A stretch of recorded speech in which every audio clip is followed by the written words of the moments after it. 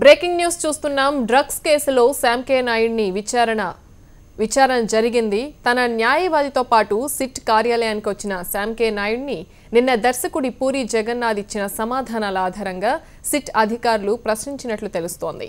Kelvin తెలుసా? Drugs ఎవరు supply చేశారు? ఒకవేళ డ్రగ్స్ తీసుకోవడం మానేసి ఉంటే ఎప్పటి నుంచి ఆపేశారు? ట్రీట్మెంట్ తీసుకుంటున్నారా? ఇలా అనేక కోణాల్లో ప్రశ్నించినట్లు సమాచారం.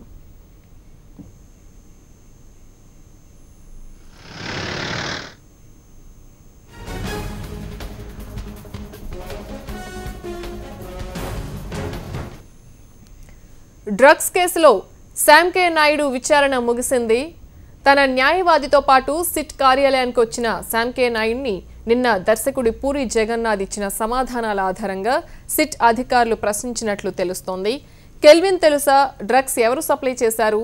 ఒకవేళ డ్రగ్స్ తీసుకోవడం మానేసి ఉంటే ఎప్పటి నుంచి ఆపేశారు? ట్రీట్మెంట్ తీసుకుంటున్నారా? ఇలా అనేక కోణాల్లో ప్రశ్నించినట్లు సమాచారం. ఇదే అంశానికి సంబంధించి మరిన్ని అప్డేట్స్ మా రిపోర్టర్ రమణ అందిస్తారు. రమణ, చెప్పండి, విచారణకు సంబంధించి వివరాలు ఏంటి? ప్రతిభ ఇప్పుడే శ్యామ్ కే నాయుడుకు సంబంధించిన సిట్ విచారణ ముగిసింది. దాదాపు 5 గంటల పాటు ఆయన్ను సిట్ విచారించడం తెలుస్తుంది.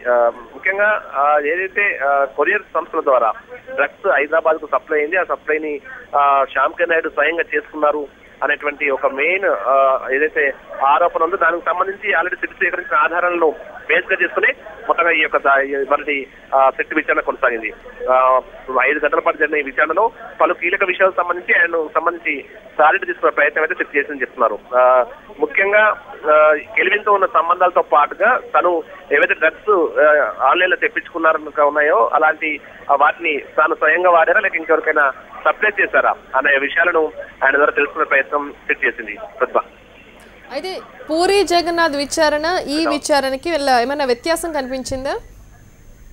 నిన్న మనకు సుదీర్ఘంగా దాదాపు 10 గంటలకు పైగా నిన్న విచారణ కొనసాగింది. కానీ ఈ రోజు మనం చూసినప్పుడు 5 గంటలు మాత్రం విచారణ జరిగింది. అయితే శ్యామ్ కే నాయుడుకు సంబంధించి ఆల్రెడీ సిట్ కు సంబంధించిన పర్ఫెక్ట్ ఆధారాలు సేకరించి ఉంది, కొంత క్లారిటీ ఆల్రెడీ ఉంది కాబట్టి దానికి కూడా ఆయన ప్రతి ప్రశ్నకు క్లారిటీగా సమాధానం చెప్పాడు కాబట్టి సంతృప్తి చెందారు. కాబట్టి మళ్ళీ అవసరం ఉంటే మాత్రం ఖచ్చితంగా మిమ్మల్ని పిలుస్తామని చెప్పి నేను ఈరోజు విచారణ ముగిసినట్టుగా చెప్పడం జరిగింది. ప్రతిభ, అంటే వీరి విచారణ స్టైల్ ఏ విధంగా ఉంటుంది రమణ? అంటే అడిగిన క్వశ్చన్ ని బట్టి, వారు చెప్పిన ఆన్సర్ ని బట్టి మళ్ళీ వేరే క్వశ్చన్ కి లింక్ చేయడం ఇలా ఉంటుందా? అంటే అంత కష్టంగా ఉంటుందా? ఎలా ఉంటుంది?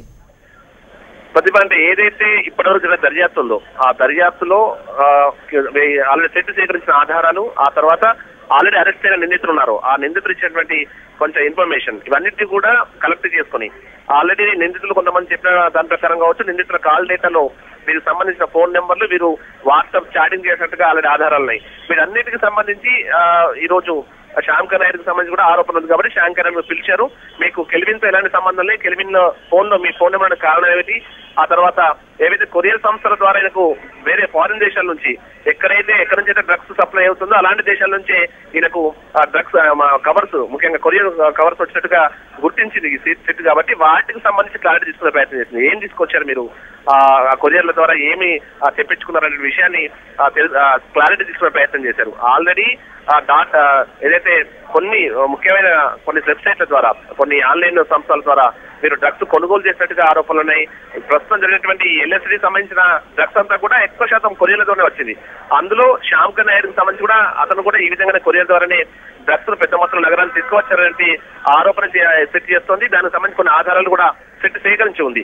ఆల్రెడీ ఆయన పేరు మీద ఎప్పుడెప్పుడు ఈ కొరియర్స్ వచ్చాయో అన్నిటికి సంబంధించిన డేటా ఆల్రెడీ తీసుకుని ఉంది కాబట్టి ఆ డేటాకు సంబంధించిన విషయాలను ఆయన ద్వారా రాబట్టే ప్రయత్నం అయితే ఈరోజు చేసింది. ముఖ్యంగా శ్యామ్ కే నాయుడు చెప్పిన సమాధానంతో సంతృప్తి చెందినట్టుగా సిట్టింగ్ సంతృప్తి చెందినట్టుగా మనకు తెలుస్తుంది. మరొకసారి అవసరమైతే మాత్రం పిలుస్తాం, తప్పకుండా రావాలని కూడా వారు ఆయనకు సూచించి పంపించారు. రేపు ఎవరిని విచారిస్తున్నారు? రేపు అండ్ ఇప్పటివరకు షెడ్యూల్ ప్రకారం అయితే సుబ్బరాజు పేరు వినిపిస్తుంది. కానీ నిన్నలాగా మళ్ళీ ఏమైనా చేంజ్ అవుతుందా అనే విషయంలో మరి కాసేపట్లో మనకు ఎక్సైజ్ ఎన్ఫోర్స్మెంట్ నుంచి ఒక ప్రెస్ నోట్ వచ్చే అవకాశం ఉంది.